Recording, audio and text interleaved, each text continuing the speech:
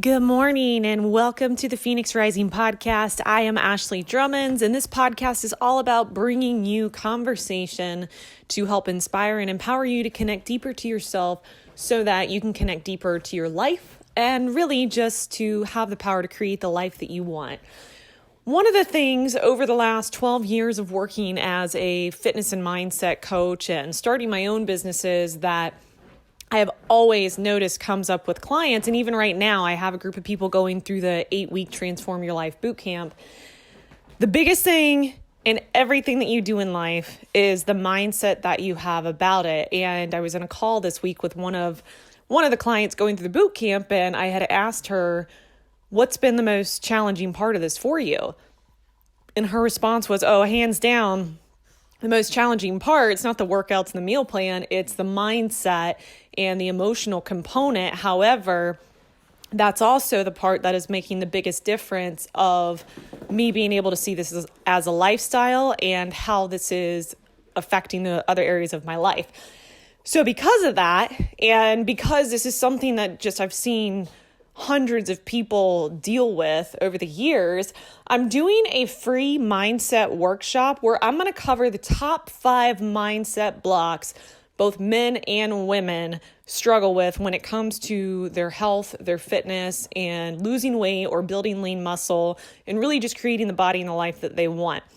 So if you go to ashleydrummonds.com, you'll see it on there, top 5 mindset block workshop. Immediately, all you got to do, get access.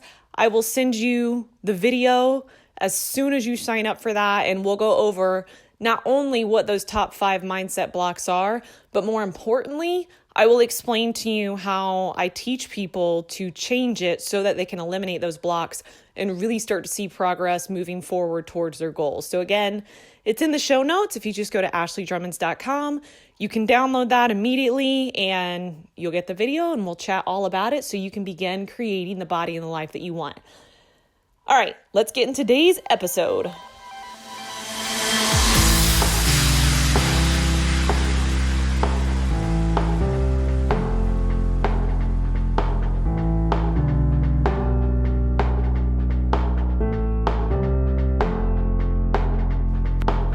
Good morning, good afternoon, or good evening, whatever time of day this is for you. Grab a cup of coffee or tea, or if it's evening, grab some wine or whiskey or whatever it is that your beverage is, and let's snuggle on up. Let's have a little heart-to-heart and deep conversation all about how to recalibrate your universe, which essentially all that means is how to push the reset button. So think of this in terms of you can recalibrate an oven, a thermometer, a thermostat, things that are a gauge. You can also recalibrate things in your life and just like TV, media equipment, whatever. You just hold down that reset button and you're like, you know what? Let's just hit a hard reset and start all over. Because some days we feel that way, and not just days. Sometimes this is the theme in our life. We're like, excuse me, universe, can I please just get a redo? Like, can we just wipe that whiteboard nice and clean? So that's all the things that we're going to talk about today. A couple weeks ago, I did the podcast on who or what is your spirit animal, and you guys are cracking me up because, one, I want to clarify, you don't go searching for this. So a couple of you guys had sent me messages and you were like, you've really got me wondering like what my spirit animal is. And I don't really know. So I've been like looking around trying to find it. That's not how spirit animals work. You don't go looking around trying to find it. They just repeatedly show up in your life. And it's kind of one of those subtle things where you start to notice, you're like, that's really weird. I've seen 3 or 4 of these in the last few days and I don't normally see these. A couple of you sent me messages. You're like, is it possible for a gnat to be your spirit animal? The answer is yes. And there actually is so gnats are a nuisance. They also are very quick. Flies are too. Flies are very fast and swift. And normally if these nuisances come into your life, it's about quick change, fast changes that are going on that you are trying to kind of just adjust to. So if you're constantly swatting and killing them, there might be something in there where you're trying to quickly resist the changes that are happening. And then a couple of you just were like, I have no idea what you're talking about with this spirit animal thing. You know what? That's totally fine. Like I said, you take what resonates for you. And if it doesn't, you can just leave it. But one day you might have a light bulb moment where you're like, oh my God, I was listening to this podcast one time. I kind of get it now. I think this might be my spirit animal. So thank you for all those messages. Some of them were super awesome because you guys were like, oh yeah, this makes so much sense. Others made me crack up. But I just love that you guys are really listening and getting things out of this podcast. Even on that note, yesterday, man, so I had mentioned how when I did that spirit animal podcast that snakes kept showing up for me. Yesterday, I saw six. Who sees 6 snakes in one normal day without going to like the zoo or intentionally trying to do that? So one slithered across the water on the lake. One slithered across my sidewalk right into my front door. One went across the pool. Then I decided, you know what? I want to go to some trails today, get outside, be in nature. I'm walking around these trails and I got my headphones in, I got my country music playing, and I'm just in my own little world. And I walk and then I stop for a second because I saw something out of the corner of my eye, turn around, take a few steps back. Three snakes in like this huddle right on my walking path. Felt like a nest. I even posted about it on Instagram because I was like, this is nuts. So like I said before, snakes are all about like rebirth and transformation because they shed their old skin in order to truly become this new part of themselves. This, as they grow, as they evolve, that's what happens. So, I mean, I kind of just like took that, put it in my back pocket of like, yep, that sounds about right in my life. Like lots of transformation and rebirth going on. So that's really what spirit animals are all about. It doesn't work if you go try searching for it. So I just wanted to preface that. This isn't a task. If you don't have one showing up right now, it's totally fine. It doesn't mean you're off path. And it also doesn't mean you're doing it wrong. So just don't go searching. All right, now that story is done. So to reset and recalibrate your universe, this is how it works with a domino and a ripple effect in life. And we're going to start by talking about this on your day-to-day life. And then I'm going to kind of bring it all together on how using this daily practice will really change your life. So to recalibrate your universe, essentially the concept is you give the opposite of what you get if it's different than what you want. And here's what I mean by that. You're having a pretty decent morning. You're feeling good about life. You're driving to wherever, work, the gym, to drop your kids off at daycare. And some jerk cuts you off and totally like throws off your driving. Now you're pissed off and that person just speeds away. Okay. So this is this situation. This is the event that happens. Now, in this moment, you have a choice to recalibrate your universe or to accept what has happened. Normally, the situation that happens is you accept this event. You now are in a bad mood and pissed off because of something somebody else did to you. So now you create a domino effect and a ripple effect where now you get on the phone with your friend, your spouse, your partner, and now you're just irritable because this person cut you off in traffic. Your whole day's off. You go into work and you're just not the same because you're like, God, that asshole. Okay? This is what we do. We create the domino and the ripple effect. More than likely, the person who cut you off had something happen in their day that set them off and pissed them off. So then now they don't care about what they do to you. And it just becomes this series of events where who knows who started the dominoes, but somebody did it and it just trickles down. Now, you have a choice when these situations happen to recalibrate and reset your day, or to take the back stance or the reactive stance and just accept it and choose that now your day is ruined. To recalibrate it, you do the opposite of what was given to you because you are choosing what you actually want. An example in this same situation, somebody cuts you off in traffic. Natural response is like at first you're kind of a little irritated, but you choose to stop and you're like, you know what though? I don't feel like being pissed off today. I'm actually having a really great day. So to kind of recalibrate this situation and the energy, I'm actually going to let somebody go in front of me, somebody who's trying to get over, somebody who's trying to make a turn. I'm going to do the opposite of what would be the normal reaction to this, because now I am changing the trickle-down effect of I just made somebody's day because I let them in front of me, but also I feel good about myself because I didn't give the energy that I was just given. I gave what I actually want.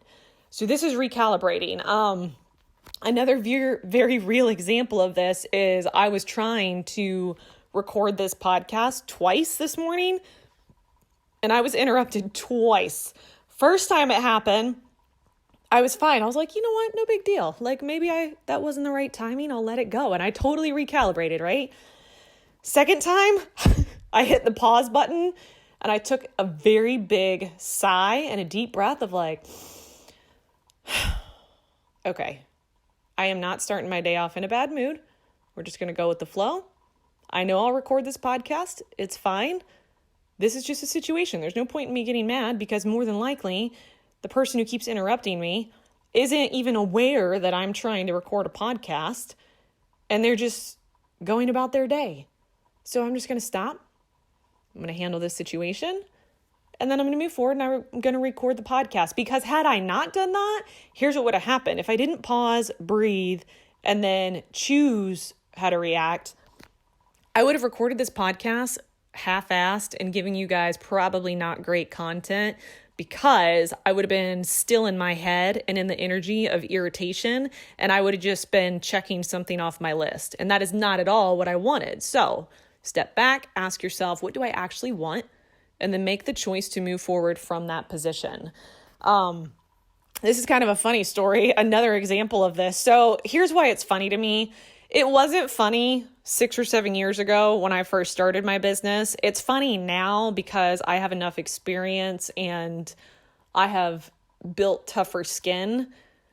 But I will preface this with, if you get emails from me, you only get emails from me because you signed up for them. I did not put you on anything, and I actually can't do that. There's different regulations they have for anti-spam so that they track IP addresses. But I'm saying all this because it is funny now.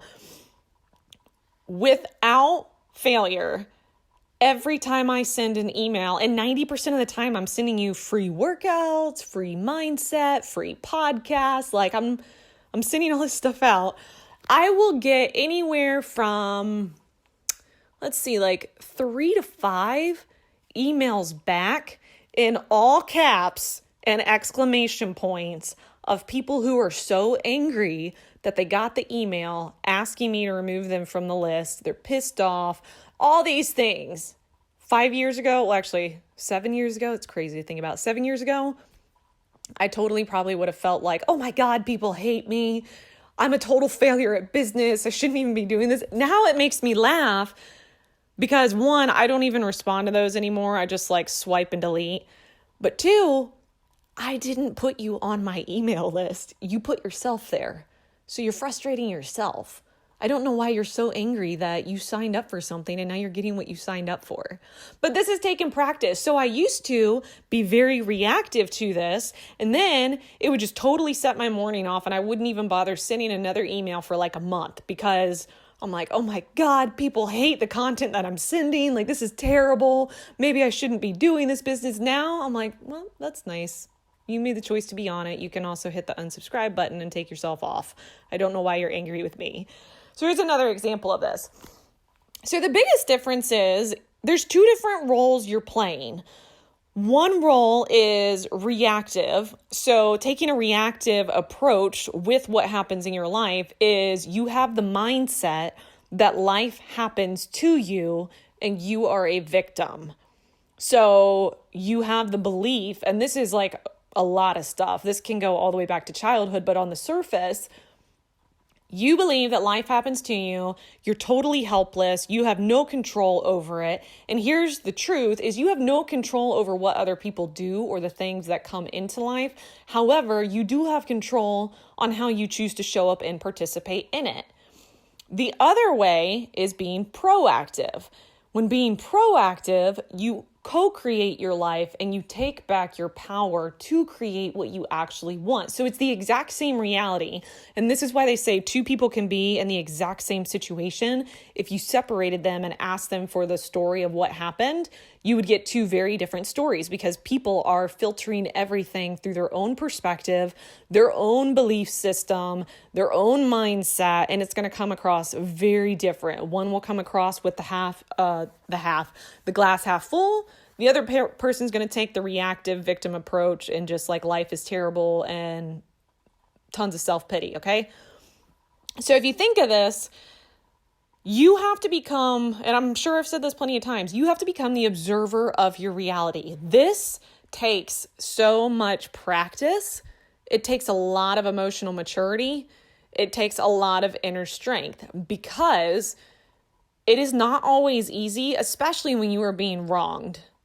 So if somebody is just treating you poorly for no reason, you have to literally have the strength within yourself, one, to recognize not to take it personally. Most of the things, when people are giving you pain, frustration, they take advantage of you, whatever, it almost always isn't about you. It's a projection of something about them. So when they're doing this, you have to keep yourself in the observer mentality. Ask yourself, is this really something that is about me?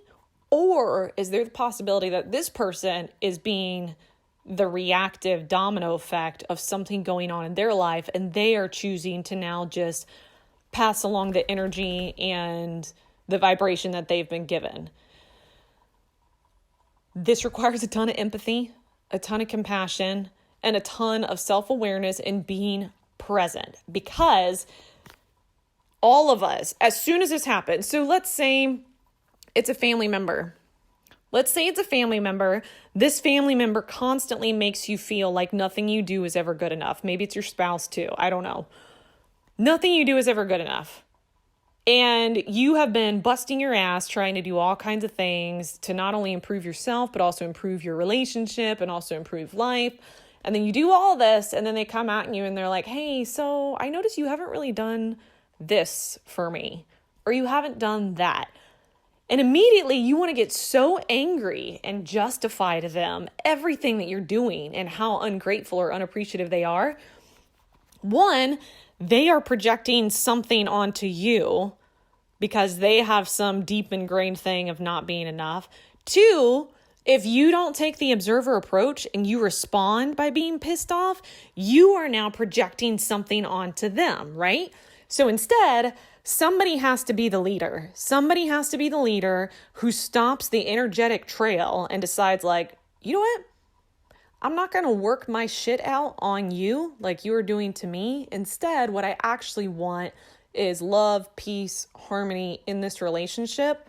So while you're laying into me about whatever, I'm going to choose instead to respond with the opposite of what you're giving me, because deep down, that's what I want. Deep down, I know that's what you want. You're just doing it in a very unhealthy way, and I'm choosing to reset this whole situation.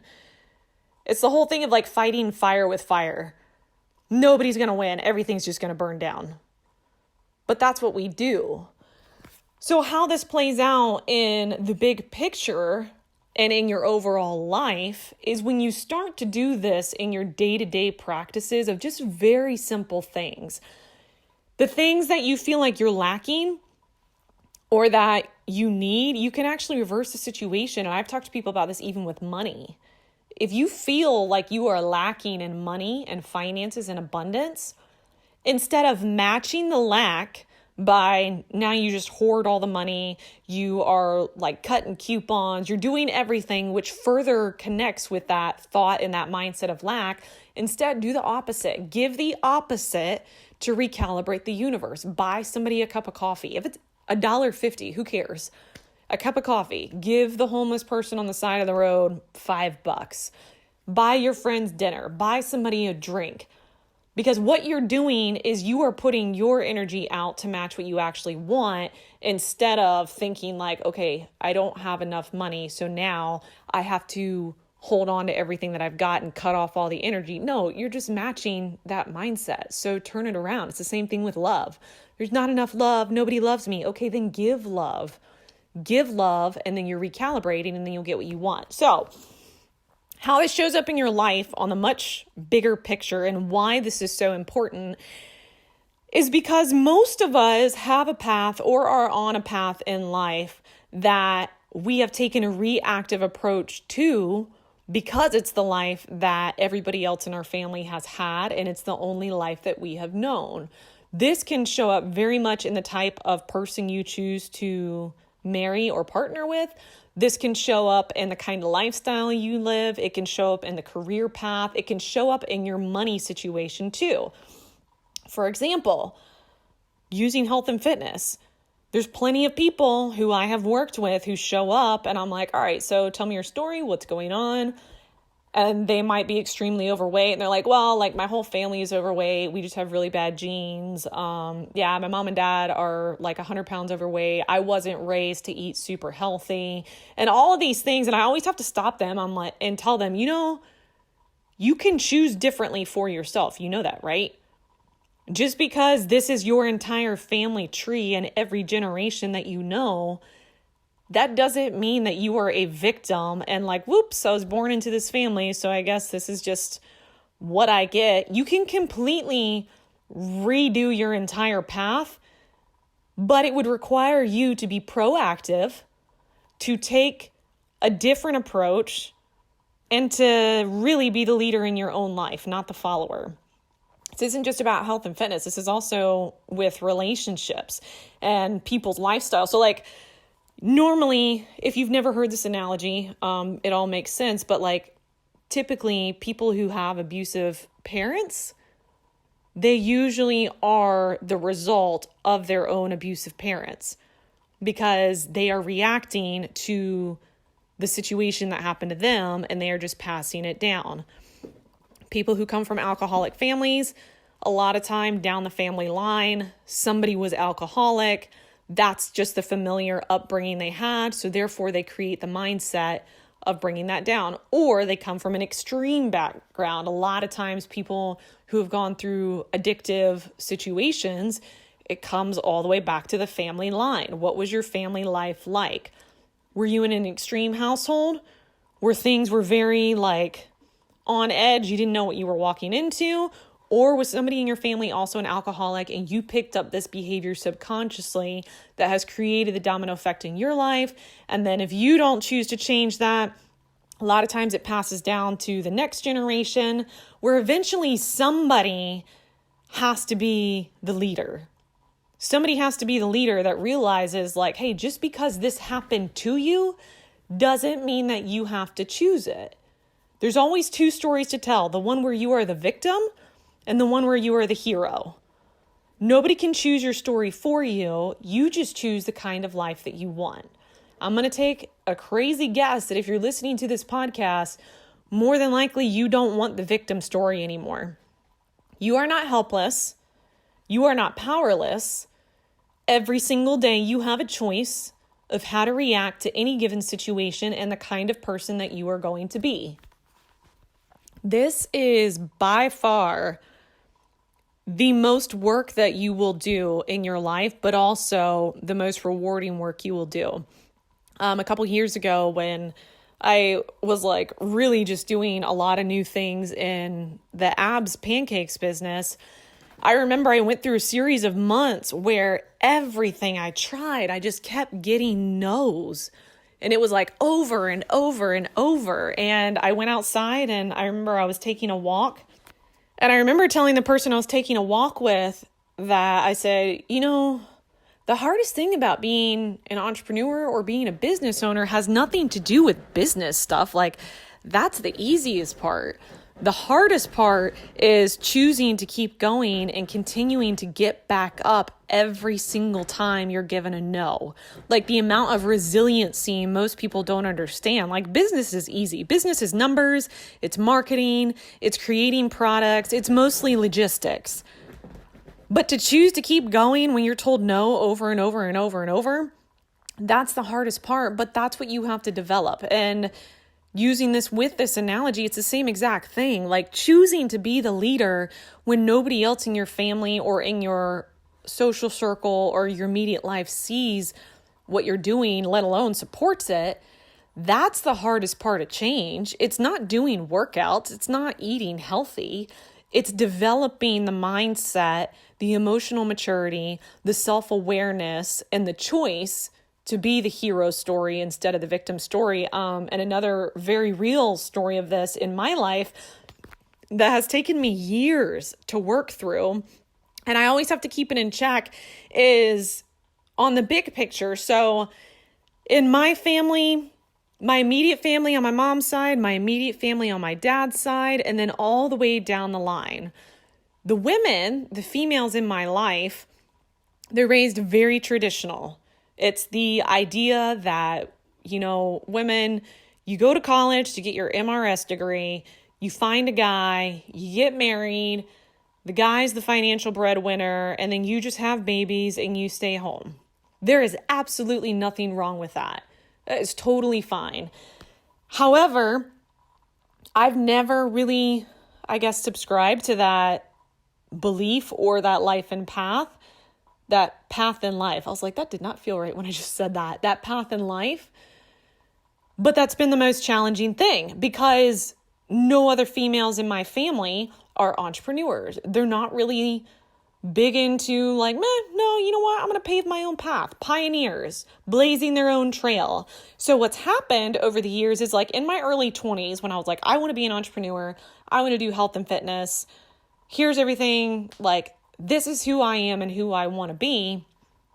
It was great when things were successful. When things got hard and I was growing as an entrepreneur and I was hitting a lot of roadblocks and dealing with self-doubt and wondering if I was ever going to be successful. And I had all these things going on. Nobody, one, understood it, but two, it's not that they didn't support it. It's just there wasn't the reinforcement in the belief that I could do that. And instead, it was a reinforcement of their belief and the life that they had. So, no joke. 2 days ago, maybe 2 days ago. Okay, so 2 days ago. So at this point, I've been an entrepreneur for, I don't know, somewhere around 10 to 12 years, something like that. It's been a decade at least. This is who I am. I don't know that I could ever do anything different, right? So I'm expressing some of the challenges I've been experiencing with business in regards to just starting new projects. There's some stuff that I have no idea what I'm doing and I'm trying to figure it out. And most days I feel great. And some days I'm exhausted and I'm trying to just get some clarity. So I'm expressing this to some family members and they see the struggle. They see the struggle not because the struggle is bad. The struggle is part of the growing pain. It's kind of like your rites of passage. It's growth. You got to learn this. You got to overcome this. And that's what I tell my clients. I'm like, struggle doesn't mean you're failing. Struggle means you're learning. Remember that. It's always a learning process. You can't learn the lesson while you're in it. Once you learn the lesson, the struggle ends. It's that simple. So this is my mindset. This is what I teach my clients. So I'm in this learning/struggle process with a certain situation, and I'm determined and committed to figure out a solution to this. And I'm sitting there and I'm like, I know that there is a solution to this. Otherwise, this problem would not exist. Somebody would have found the solution or I have found the solution. And I'm talking about this and I'm opening up to some family and I'm expressing, and I kid you not, the response I get, even after a decade of doing this from the women, are, Ashley, why have you ever thought of just putting on your vision board or writing down in your goals instead of stressing yourself out like this? Ask God or the universe to bring you a man who is so successful and so wealthy that you don't have to worry about the business. You don't have to worry about money. You don't have to figure this out. You don't have to be so stressed. He can take care of your finances. He can take care of everything. And you can just do what you want. And one, it took everything in me not to react to this with anger. So I sat there, literally, I sat there for maybe 5 to 10 seconds and I didn't say anything because I was like, okay, they are saying this from a place of compassion because they don't want me to have to figure this out. They understand that I'm learning right now. So I'm going to have that compassion for them. 2, they are projecting their life path onto me. No harm. They're not doing anything on purpose. It's just people project what they know. So I'm sitting there for like 5 to 10 seconds and I'm taking a deep breath. And very calmly, I said, you know what? 1, by you saying I should do that is implying that I myself can't be successful and can't figure out my own finances. And I disagree with that belief. I believe that I can do it just as much as anybody else can do it. I don't need somebody else to do it for me. I said, number 2, when I come to you trusting that I'm sharing something and you already know my ambitions and the things that I want to do, the only thing I need from you is for you to remind me, yeah, you've been doing this for 10 years. You'll figure this out. It's no big deal. Like, this is who you are. You need people who reestablish your belief of what you want to do. Okay. So that's number 2. I said, number 3, please do not ever project your life path onto mine again.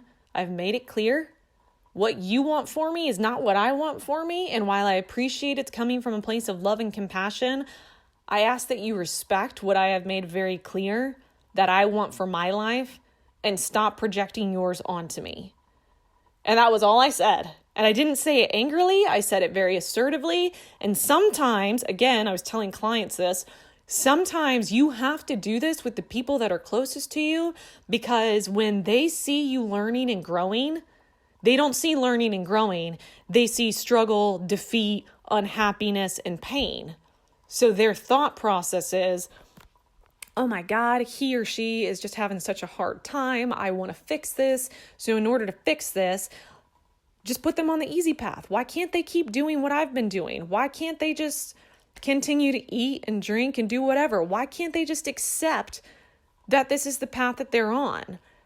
They do this because people project their own fears and their own energy onto you. So what you have to do when you practice this in your daily life, you take back your power, you choose the path that you want, the day that you want, the life that you want, and you no longer play the victim role.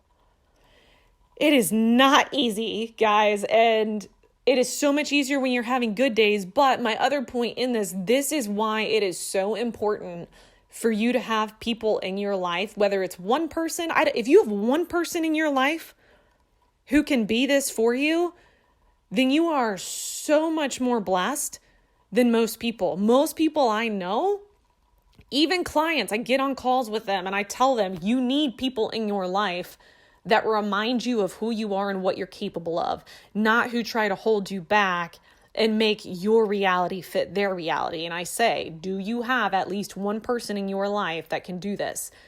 99% of the time, people say no. So if that's you, believe it or not, it's totally normal. What you have to do, though, if that is you, you need to set the intention to find the people who do that for you, who encourage you to not take the victim role in your life, and they remind you that you have a choice. If you don't have that, you need to find a coach or somebody who can mentor you to keep you on this track, because it does get hard. And I tell, I never say names. I'm not going to say any names, but I told one of my clients this. I said, here's your homework. This week, I want you to step outside your comfort zone. I realize that this scares the hell out of you to do this and to assert yourself in this way, because you have no idea the reaction that you're going to get. More than likely, you're probably going to get rejection. You're probably going to get judged. You're probably going to get put down. It's probably not going to be super positive because that's the history you have with this person. However, I want you to take 5 minutes to yourself. And I'm telling this to you guys because you can do this as your own life too. I said, I want you to take 5 minutes to yourself before you address a situation.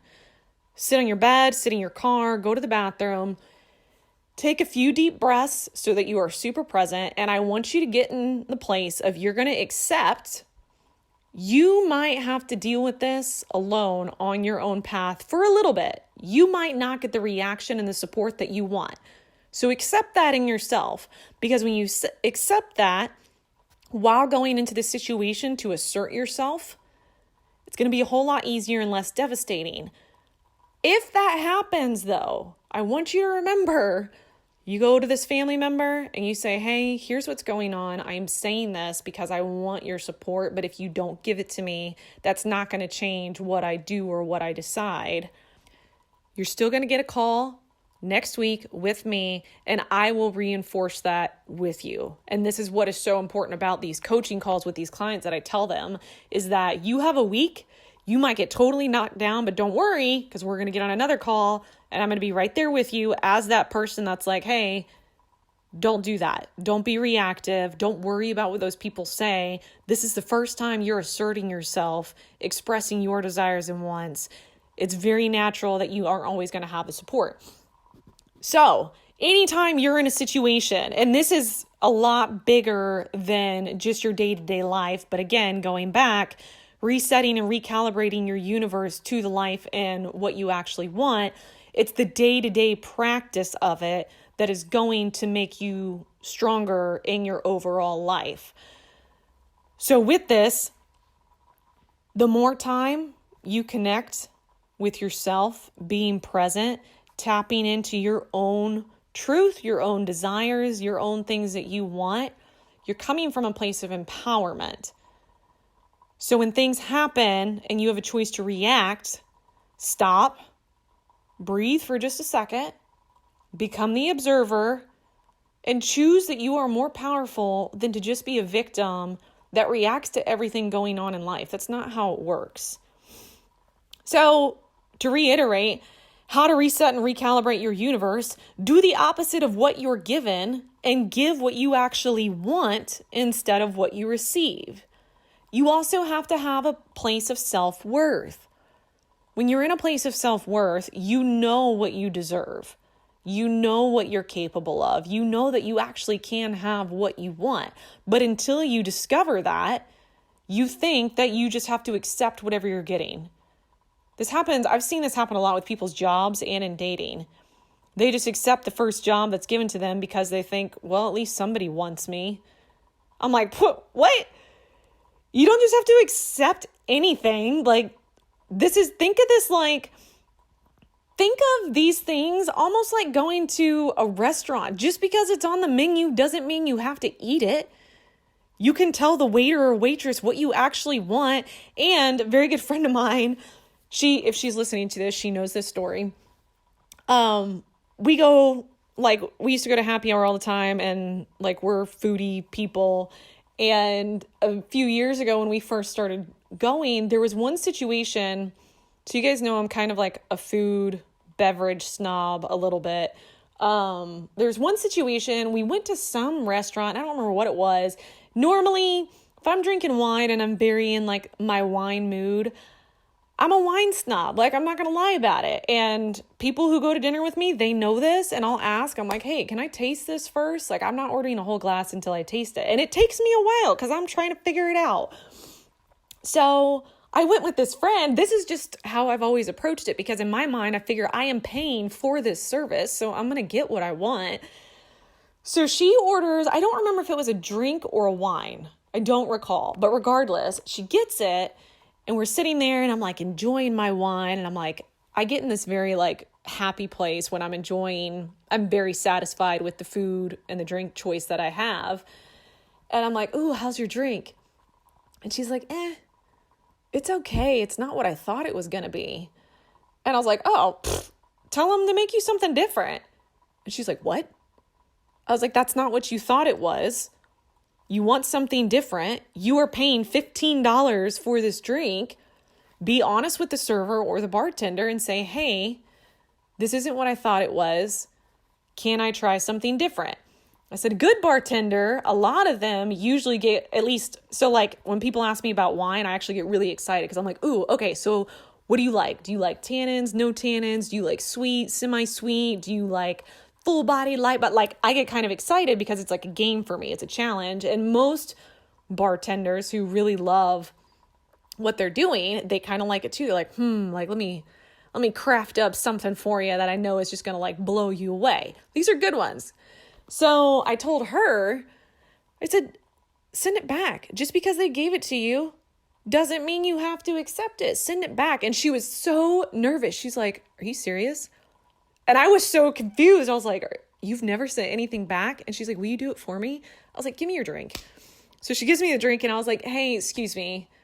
She thought this was whatever she thought it was. I don't remember. I was like, would you mind? Like, here's actually what she wanted. And the bartender was super nice and was like, oh, yeah, no, I could see that. Like, this drink's a lot sweeter. Some people think it's like a traditional version of this. So yeah, like, let's talk about what you want. And she sent it back and she got what she actually wanted. But this comes up in our conversations all the time when we go out to eat or just in general, we're talking about life. She was like, I remember that moment when you told me I could send something back. It was like a mind-blowing moment to me of not just that, of like life, of like, you don't have to just accept what shows up. You have a choice. You can say no to things in life and actually ask for what you want. And here's the thing. I don't necessarily agree with this, but this is one of the things that I've heard other like mindset, spiritual teachers, law of attraction, they kind of talk about. And I agree with it to a certain extent. So there's the idea that when something is presented to you, the universe, God is presenting it to you as an offer. So if I could give you an analogy of how to think of this like you are at a cocktail hour. I don't know why I'm using cocktails and dinner right now. I think it's because it's just something that almost everybody can relate with. Or you're at a dinner party. Somebody is serving hors d'oeuvres. Think of these hors d'oeuvres like offers from the universe. And that person comes around and they're like, hi, would you like bacon wrapped figs with goat cheese? I'm like, oh my God, yes. So here's what happens. I give it a hard yes. Take one of these, I eat it, and I'm like, oh my God, that was so good. You know what's going to happen? That same server is going to come back around in about 15 minutes and offer it to me again because I said yes. Now, had that server come around and been like, hi, would you like a cucumber sandwich? I'd be like, that's a hard no. Thank you, but no. That server is going to realize she does not like cucumber sandwiches. That server's not coming back around and offering me the same thing. This is how the universe works.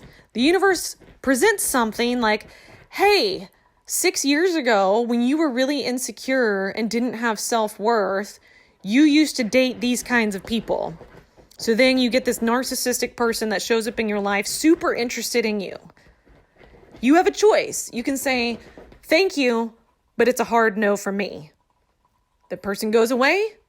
It might take a few no's, maybe 3 to 5 no's of like, hey, no, not interested. I don't like cucumber sandwiches. But what you're doing is you are calibrating, letting the universe, letting life know. It's just bringing you what you've always gotten, so you can't get angry. So if you usually date people who are narcissistic and jerks, it keeps bringing these people into your life because at one point you said, yes, this is what you want. If you don't want that anymore, you don't have to get angry at life of why do people keep showing up who just take advantage of me? Well, because you keep saying yes. Stop saying yes to the cucumber sandwich. Say no, and then some other server is going to come around with bacon wrapped figs with goat cheese that are going to blow your mind. And you're going to be like, yes, that is what I want. People who are awesome, truly loving and supportive, who like themselves, who are grateful, who are doing big things in life, who take a proactive approach. That's a hard yes. You can come back around in 5 minutes and I'm eating another bacon wrapped fig with goat cheese. The universe is like, oh, you like the bacon. Okay, we'll come back around every 5 minutes and we'll bring you some more. But you are the gauge. You are the one calibrating everything. So if you continue to get things that you don't want, people keep cutting you off. People keep cutting you short. People keep taking advantage of you. You keep getting shitty job offers. You keep getting shitty date offers. Take back your power. Quit playing the victim. Make a choice to do the opposite or to give the opposite, giving hard yeses and hard nos. So when you do the opposite, that is you saying, no, somebody cut me off. I do not want anger and irritability. Therefore, I am going to give patience, love, and understanding. There's my big shout out, universe. Patience, love, and understanding. Thank you very much. That is how you recalibrate that. So work on this. Work on this in small things in your life because the day-to-day practices are going to end up translating overall in the big picture of your life. And very quickly, you will start to notice like, you know what? I actually am feeling like really good about myself and comfortable in my own skin and assertive enough that I feel like I could really do anything in life because I understand I don't have to just react. I have a choice. I am an empowered person. We all have choices. We're all presented mostly a lot of the same realities. But the difference between those who are thriving and those who aren't are the ones who decided to be proactive in choosing how to calibrate their universe, how to get what they want by being somebody who is an observer and then makes a choice based on an observation to move in the direction of what they want instead of just reacting as if they have no power. All right, guys, this is almost 45 minutes. I feel like that is good. So I hope you got a ton out of this. If you got a ton out of this, let me know. I love when you guys let me know. It helps me so much and it keeps me inspired knowing that I'm helping you.